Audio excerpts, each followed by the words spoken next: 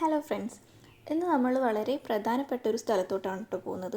അവിടെ പോകുന്നതിൻ്റെ മെയിനായിട്ടുള്ള കാരണം എന്ന് വെച്ചിട്ടുണ്ടെങ്കിൽ അവിടെ വളരെ ഇമ്പോർട്ടൻ്റ് ആയിട്ട് നമ്മളൊക്കെ കണ്ടിരിക്കേണ്ട കുറച്ച് പേരുണ്ട്. അവരെ കാണാൻ വേണ്ടിയിട്ടാണ് നമ്മൾ പോകുന്നത്.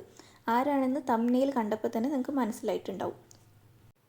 നമ്മുടെ നാട്ടിലൊന്നും കേട്ട് പരിചയമില്ലാത്ത ഒരു കുരങ്ങ്, അതായത് ഗോൾഡൻ ലംഗൂർ. നമ്മുടെ നാട്ടിൽ കേട്ട് പരിചയമില്ലാത്തതിൻ്റെ മെയിൻ കാരണം എന്താണെന്ന് വെച്ച് കഴിഞ്ഞാൽ ഇത് ആസാമിലും ഭൂട്ടാനിലും മാത്രമായിട്ട് ആണ് കണ്ടുവരുന്നത്.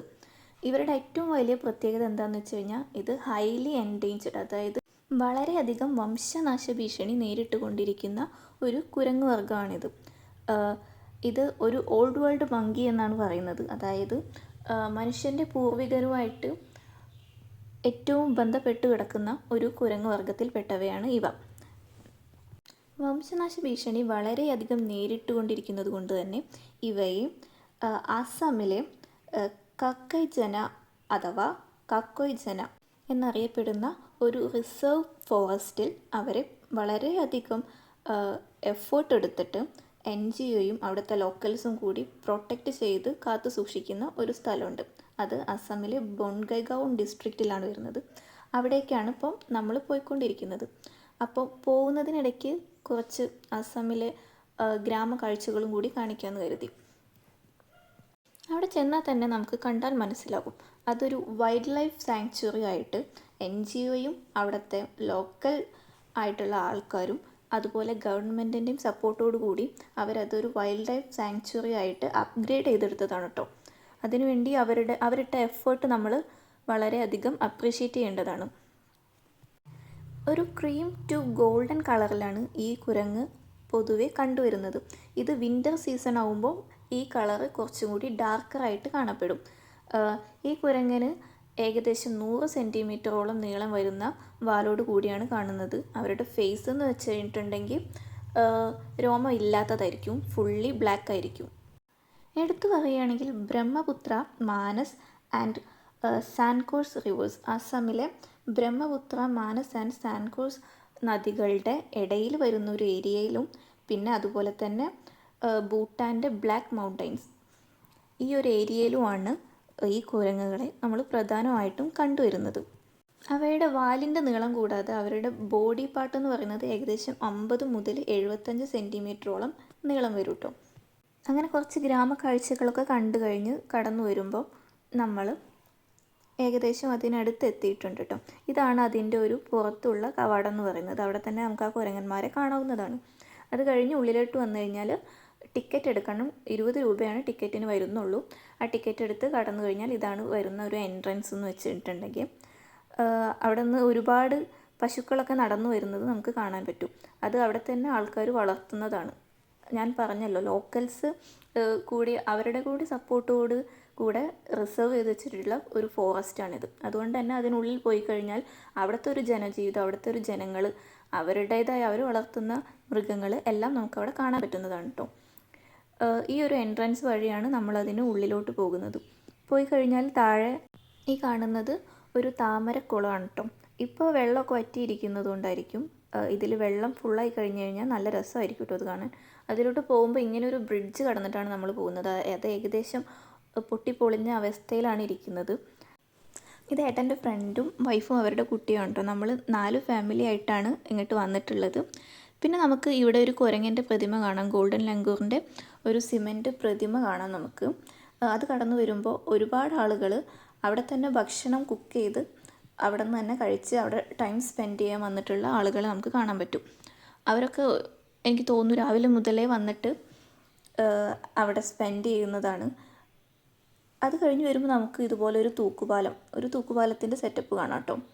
ഇവിടെ ആളുകൾ ഇതുപോലെ ടെൻറ്റ് ചെയ്ത് നിൽക്കുന്നതിൻ്റെ കാരണം എനിക്ക് തോന്നുന്നു ആ കുരങ്ങനെ കാണാൻ അത്രയും ബുദ്ധിമുട്ടായിരിക്കും. കാരണം ആളുകളുമായിട്ട് അത്രയ്ക്ക് അടുപ്പം കാണിക്കുന്ന ക്യാരക്ടർ അല്ല അവർക്ക്. ഇതുപോലെ ഒരു തേക്കിൻ കാടാണ് കേട്ടോ. ഇത് കാണുമ്പോൾ തന്നെ നമുക്ക് തോന്നുന്നത് ഇവിടുത്തെ ലോക്കൽസ് വളർത്തിയെടുത്തിട്ട്, അതായത് ഈ കുരങ്ങന്മാരെ റിസർവ് ചെയ്ത് പ്രൊട്ടക്റ്റ് ചെയ്യാൻ വേണ്ടിയിട്ട് അവർ തന്നെ എഫേർട്ട് എടുത്തിട്ട് ഉണ്ടാക്കിയെടുത്തിട്ടുള്ള ഒരു ഫോറസ്റ്റാണ്. ഇവിടെ നമുക്ക് ഇതുപോലൊരു ക്ഷേത്രം കാണാം, ശ്രീ ശിവ് മന്ദിർ. അതിൻ്റെ മുകളിലോട്ട് കയറാൻ വളരെ വൈഡായിട്ടുള്ള ഒരു സ്റ്റെപ്പ് നമുക്ക് കാണാം കേട്ടോ. ആ സ്റ്റെപ്പ് കയറി മുകളിലോട്ട് പോയി കഴിഞ്ഞാലാണ് ആ ക്ഷേത്രം. അവിടെ പോയാലായിരിക്കും ഈ കുരങ്ങന്മാരെ ഒന്നുകൂടി നന്നായിട്ട് കാണാൻ പറ്റുന്നത്. അപ്പോൾ അതിന് മുൻപായിട്ട് നമ്മൾ ഇവിടെ ഒരു വെള്ളച്ചാട്ടം ഉണ്ടെന്ന് പറഞ്ഞിട്ടു. അപ്പോൾ ആ വെള്ളച്ചാട്ടം കണ്ടതിന് ശേഷം ആ സ്റ്റെപ്പ് കയറാൻ പോകാമെന്ന് കരുതി നമ്മൾ കുറച്ചുകൂടി ഫ്രണ്ടിലോട്ട് നേരെ നടക്കുകയാണ് ചെയ്തത്. പോകുന്ന വഴിക്ക് ഇതുപോലെ ആസാമിലെ കുറേ കുന്നുകളും അതിൻ്റെ താഴ്വാരങ്ങളിൽ ഒരുപാട് പരന്ന് വിശാലമായിട്ട് കിടക്കുന്ന കൃഷി സ്ഥലങ്ങളും കാണാം കേട്ടോ. ഏകദേശം നമ്മുടെ പഴയ ഒരു കേരളത്തിൻ്റെ ലുക്കാണ് ആസാമിൽ ഉടനീളമുള്ള കാഴ്ചകൾ കാണുമ്പോൾ നമുക്ക് ഫീൽ ചെയ്യാം. കാണുമ്പം കേരളത്തിൻ്റെ ഒരു സിസ്റ്റർ എന്ന് തന്നെ നമുക്ക് പറയാൻ പറ്റും. ഇവിടുന്ന് ഏകദേശം ഒരു 1 കിലോമീറ്ററോളം ഉണ്ട് ആ വാട്ടർഫോൾസിൻ്റെ അടുത്തോട്ട് നിന്നാണ് നമ്മൾ വഴിയിൽ വെച്ച് കണ്ട ആളോട് ചോദിച്ചപ്പോൾ ആൾ പറഞ്ഞത്.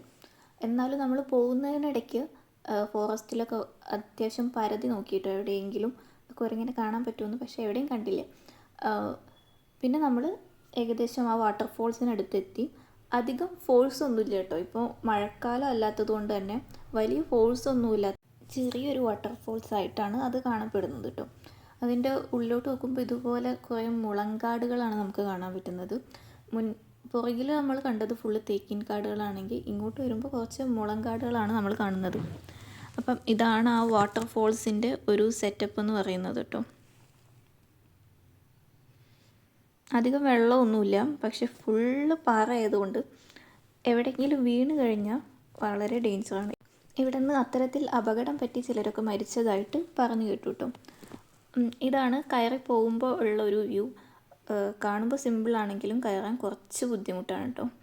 ഇത് ഏട്ടൻ്റെ ഫ്രണ്ട് അവിടെ കാര്യമായിട്ട് ഫോട്ടോഷൂട്ട് നടത്തുന്നതാണ് നമ്മൾ കണ്ടുകൊണ്ടിരിക്കുന്നത്. അതിസാഹസികമായി ഫോട്ടോയ്ക്ക് പോസ് ചെയ്തുകൊണ്ടിരിക്കുന്ന രോഹിത്തേട്ടനെയാണ് ഇപ്പോൾ നമ്മൾ കാണുന്നത്. അതിനുശേഷം നമ്മുടെ എല്ലാവരുടെയും വക ഫോട്ടോഷൂട്ട് അവിടെ നടത്തിയിരുന്നു കേട്ടോ. അതൊന്നും ഷൂട്ട് ചെയ്തിട്ടില്ല. ഇതുവഴി കയറാൻ പറ്റും കേട്ടോ മുകളിലെ തേക്കിൻ കാട്ടിലോട്ട്. പക്ഷേ ഇതുവഴി കയറൽ ഭയങ്കര ബുദ്ധിമുട്ടാണ്. അതിനേക്കാളും എളുപ്പം ആ സ്റ്റെപ്പ് വഴി കയറാനാവും. ഇതുവഴി ഞങ്ങൾ ജസ്റ്റ് ഒന്ന് കയറി നോക്കിയായിരുന്നു. കയറാൻ അത്യാവശ്യം എളുപ്പമാണ് പാറ വഴി പിടിച്ച് കയറുമ്പോൾ. പക്ഷേ ഇറങ്ങി വരൽ അത്യാവശ്യം ബുദ്ധിമുട്ടായിരുന്നു. ബുദ്ധിമുട്ടാണെന്ന് മാത്രമല്ല അത്യാവശ്യം ഡേഞ്ചറും കൂടിയാണ്. അവിടുത്തെ ആ പുറകിൽ വരുന്ന ആ കാടിൻ്റെ ആ സൈഡിലൂടെയുള്ള മൺവഴി കടന്നു വന്ന് അവിടെ നിന്ന് എങ്ങാനും സ്ലിപ്പായി കഴിഞ്ഞാൽ നമ്മൾ നേരെ വീഴുന്നത് ഈ പാറകളിലോട്ടായിരിക്കും. അതുകൊണ്ട് തന്നെ അത് അത്യാവശ്യം ഡേഞ്ചറാണ്. അപ്പം മുകളിലോട്ട് കയറാൻ താല്പര്യമുള്ളവർ ഒരിക്കലും ഇതുവഴി കയറാൻ ശ്രമിക്കാതിരിക്കുന്നതാവും നല്ലത്, പ്രത്യേകിച്ച് കുട്ടികളെയും ഫാമിലിയൊക്കെ ആയി കൊണ്ടുവരുന്നവർ. സാഹസികതയ്ക്ക് ഞാനും ഒട്ടും മോശമല്ല എന്ന് കാണിക്കാൻ വേണ്ടി ഏട്ടൻ്റെ വക ഒരു എൻട്രി ഉണ്ടായിരുന്നു. അതാണിപ്പോൾ നമ്മൾ കണ്ടത്. അത് പാളിപ്പോയെന്ന് തോന്നുന്നു. തിരികെ ഇറങ്ങിപ്പോരുന്നത് നമുക്ക് കാണാം. അത് കഴിഞ്ഞ് പിന്നെ നേഹയുടെ സാഹസികതയായിരുന്നു. അവിടെത്തി എല്ലാവരും അവരുടേതായ എൻ്റർടൈൻമെൻറ്റ്സിൽ മുഴുകി കേട്ടോ കുറച്ച് നേരം. ഞങ്ങളുടെ കൂടെ വേറെ 2 ടീംസും കൂടി ഉണ്ട്. അവരെ കാണാനില്ല, അവരെ നോക്കുകയാണ് ഏട്ടൻ. അവർ എവിടെയൊക്കെയോ ഇറങ്ങി കുറച്ച് ലേറ്റായിട്ടാണ് ഇങ്ങോട്ട് എത്തിയത് കേട്ടോ. അങ്ങനെ അവരെത്തിയിട്ടുണ്ട്. പിന്നെ ഞങ്ങൾ എല്ലാവരും കൂടി കുറേ നേരം അവിടെ സ്പെൻഡ് ചെയ്തു. പിന്നെ എല്ലാവരുടെയും ഫാമിലി വൈസ് ഫോട്ടോഷൂട്ടും അതിനുശേഷം ഞങ്ങൾ എല്ലാവരും കൂടി ചേർന്നിട്ടുള്ള ഒരു ഗ്രൂപ്പ് ഫോട്ടോയും നമ്മൾ അവിടെ നിന്ന് എടുത്തായിരുന്നു. ഇത് ഞാൻ നേരത്തെ പറഞ്ഞ പോലെ അതിസാഹസികമായിട്ട് മുകളിലോട്ട് കയറി ഇറങ്ങാൻ വേണ്ടിയിട്ട് പണിപ്പെടുന്ന കൂട്ടത്തിലെ തലവിയാണ് നമ്മളിപ്പോൾ കാണുന്നത്. കഴിവൽപ്പം കൂടിയതുകൊണ്ട് തന്നെ ഏറ്റവും ലാസ്റ്റാണ് ഞാൻ ഇറങ്ങിയത്. സാഹസികതയും കാണിച്ച് അവിടെ നിന്നതും സമയം പോയത് അറിഞ്ഞില്ല. അതുകൊണ്ട് തന്നെ ഒരു 4:30-5 മണിയൊക്കെ ആകുമ്പോഴേക്കും അവിടുത്തെ ഫോറസ്റ്റ് ഗാർഡ് വന്ന് നമ്മളവിടെ നിന്ന് ചവിട്ടി പുറത്താക്കി. അതുകൊണ്ട് കുരങ്ങനെയും കണ്ടില്ല, ഒന്നും കണ്ടില്ല. നമ്മൾ നേരെ തിരിച്ചു വിട്ടു. അപ്പോൾ നിങ്ങൾ ആരെങ്കിലും വരാൻ ഉദ്ദേശിച്ചിട്ടുണ്ടെങ്കിൽ ഞങ്ങൾ ചെയ്ത പോലത്തെ മിസ്റ്റേക്ക് ചെയ്യാതെ ആദ്യം തന്നെ ആ സ്റ്റെപ്പ് കയറിപ്പോയി ആ ടെമ്പിൾ വിസിറ്റ് ചെയ്ത് അവിടെ എവിടെയെങ്കിലും ആ കുരങ്ങനെ കാണുമെന്ന് ഉറപ്പ് വരുത്തിയതിന് ശേഷം മാത്രം ആ വാട്ടർഫോൾസ് കാണാൻ പോകുന്നതായിരിക്കും കേട്ടോ നല്ലത്. അങ്ങനെ പോയ കാര്യം സാധിക്കാതെ ഞങ്ങൾ അവിടെ നിന്ന് തിരിച്ചു പോന്നു. ഇപ്പം നേരം അത്യാവശ്യം ഇരുട്ടി തുടങ്ങിയിട്ടുണ്ട്. കാണുമ്പോൾ ഒരു നൈറ്റ് റൈഡ് മൂഡാണെങ്കിലും സമയം ഏകദേശം 5 മണിയേ ആയിട്ടുള്ളൂ കേട്ടോ. ഇവിടെ ഒരു 5 മണി ഒക്കെ ആയി തുടങ്ങുമ്പോൾ തന്നെ നല്ല ഇരുട്ടാവും, രാത്രി ആയ പോലെ തോന്നും. അങ്ങനെ ഞങ്ങൾ തിരിച്ച് ടൗൺഷിപ്പിലോട്ട് പോയിക്കൊണ്ടിരിക്കുകയാണ് കേട്ടോ. പോകുന്ന വഴിക്കുള്ള കാഴ്ചയാണ് ഇപ്പോൾ കണ്ടുകൊണ്ടിരിക്കുന്നത്. പ്രത്യേകിച്ച് കാഴ്ചകളൊന്നുമില്ല, നീണ്ടു കിടക്കുന്ന ഹൈവേ തന്നെയാണ് നമുക്ക് ഇവിടെ കാണാൻ പറ്റുള്ളൂ കേട്ടോ. യാത്രയ്ക്കിടയ്ക്ക് വെച്ച് 4 ഫാമിലി 4 സൈഡ് വഴി പോയിട്ടോ. അങ്ങനെ നമ്മൾ ടൗൺഷിപ്പിലോട്ട് കയറാൻ പോവുകയാണ്. ഇന്നത്തെ യാത്രയൊക്കെ അവസാനിപ്പിച്ചു. ഇതാണ് നമ്മുടെ ടൗൺഷിപ്പിൻ്റെ ഒരു എൻട്രൻസ് എന്ന് പറയുന്നത്. ഇങ്ങോട്ട് എൻ്റർ ചെയ്യാനുള്ള ഒരു ഗേറ്റ് എന്ന് പറയുന്നത് ഇതാണ്. അപ്പോൾ ശരി, അത്രയേ ഉള്ളൂ. ബൈ.